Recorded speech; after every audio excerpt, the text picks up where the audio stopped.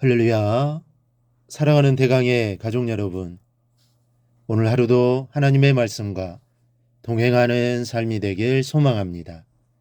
오늘 함께 나눌 하나님의 말씀은 고린도후서 1장 8절에서 10절 말씀입니다.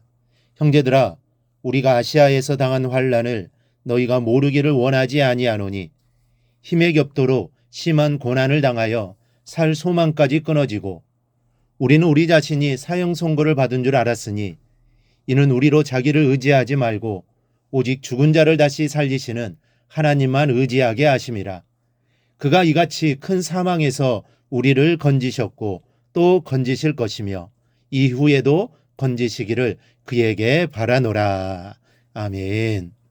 이 바울은 복음을 전하면서 루스드라, 빌립보, 또 에베소 등지에서 말로 표현할 수 없을 만큼 힘든 고난을 당했습니다.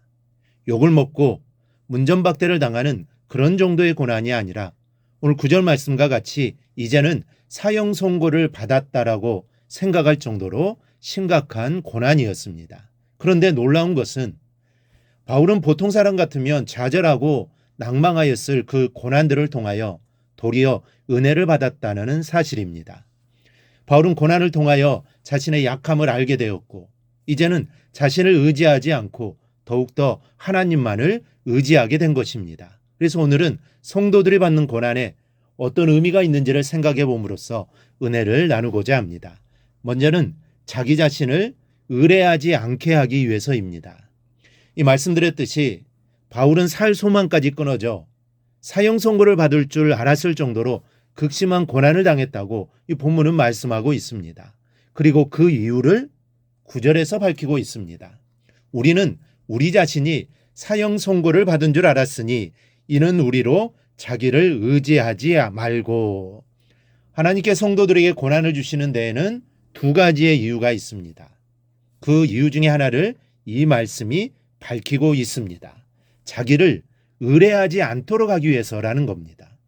하나님 우리로 하여금 스스로를 포기하도록 하기 위해서 고난을 주시는 겁니다. 여러분, 사람이 고난을 당할 때 가장 먼저 무엇을 생각하게 됩니까? 내게 있는 것을 찾게 됩니다. 내가 무엇으로 이 고난을 대처할 수 있을까를 생각하게 됩니다. 자기 지식, 인맥, 또 재산, 경험, 이 모든 것을 동원하게 됩니다. 이 가까운 것이 주먹이라고 우선 자신에게 있는 쓸만한 무기들을 총동원해 대항합니다. 이런 것들이 어느 정도는 효과가 있습니다. 웬만한 것들은 돈이나 연줄로 해결할 수 있지 않습니까?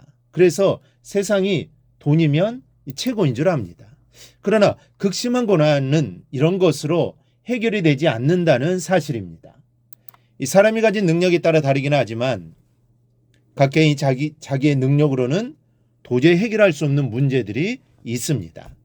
이런 문제들에 부딪혀 보기 전까지는 자기 힘을 믿고 교만하지만 해도 안 되는 문제를 만나면 그때부터 사람은 자신이 얼마나 무능하고 또 무력한 존재인지를 깨닫기 시작하게 되는 것입니다. 이 바울은 바로 자신이 이런 이유로 고난을 받을 것이라고 고백하고 있습니다. 여러분, 사실 바울이 얼마나 잘난 사람입니까? 바리새인 중에 바리새인입니다. 최고의 스승인 가말리엘에게 수제자 소리 들으면서 공부했습니다. 논리적인 사고방식을 갖고 있었습니다. 로마 시민권이 있습니다. 이 시민권은 누구처럼 돈으로 산 것이 아닙니다. 태어날 때부터 로마 시민이었습니다. 여러모로 보나 둘째가라면 서러울 사람이 바울입니다. 그런 바울이 위기 때 자기 능력을 동원해 보지 않았겠습니까? 로마 시민이라는 것도 아마 내세워 봤을 것이고 스승님을 찾아가 보기도 했을 것입니다. 아마 많은 노력을 했습니다. 그래서 오늘 본문에 자기를 의뢰하지 말고라는 바울 자신의 고백이 뜻하는 바가 무엇입니까? 자신도 자기 능력을 의지했었다라는 고백입니다. 나도 할 수 있는 만큼 해봤다는 것이죠. 그러나 자기 능력으로도 해결할 수 없는 고난이 있더라라는 것입니다. 이 사람은 이렇게 자신의 능력을 의지하며 사는 존재들입니다. 위급할수록 더 그렇습니다. 그러나 자기를 의지하는 만큼 하나님은 더 멀어집니다. 그래서 하나님이 우리를 당신에게로 돌이키게 하기 위해서 먼저 자기를 의지하지 못하도록 극심한 고난을 허락하시는 겁니다.